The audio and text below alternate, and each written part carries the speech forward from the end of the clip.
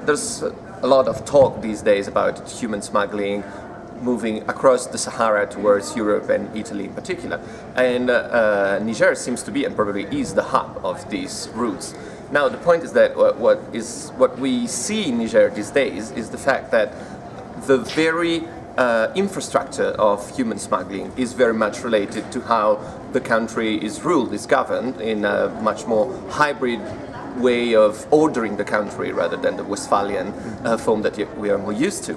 And in this sense, I think it's interesting to notice that people who are very close to the current regime, to the current democratic regime, are also the very same people who are running the industry of human smuggling. It is something that contributes to the stability of the incumbent government. First, because the bus companies that are very much linked to the human smuggling are those who are known to be sponsors of the current government, and in case the government wanted to disrupt the trafficking or the smuggling from overnight, well, these people, which are very powerful and probably the most significant economy in the country, should look for another patron, and therefore would undermine the stability of the regime.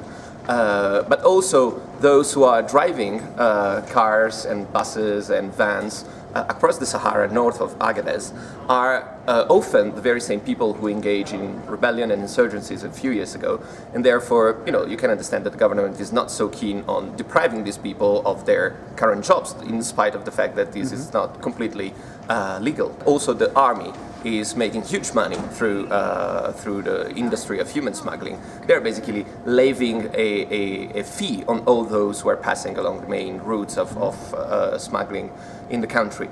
And this is a country where several coups d'etat took place, which overthrew the presidents.